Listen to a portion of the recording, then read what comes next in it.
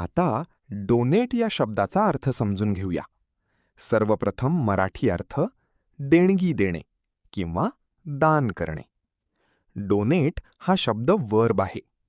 मराठीत समजून घ्या.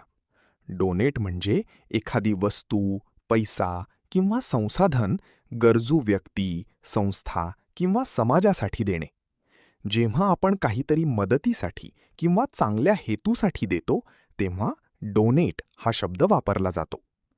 English meaning: to give money, goods or help for a good cause or charity.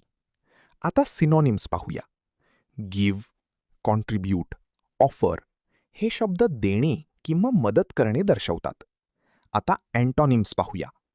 Take, receive, withhold हे शब्द घेणे किंवा न देणे दर्शवतात. आता उदाहरणे पाहूया. पहिले वाक्य: many people donate blood every year. अनेक लोक दरवर्षी रक्तदान करतात. इथे डोनेट म्हणजे इतरांच्या मदतीसाठी रक्त देणे. आता थोडा विचार करा. व्हिडिओ थांबवा आणि खाली उत्तर कॉमेंटमध्ये लिहा. देणगी देणे मीन्स ए. Donation, B.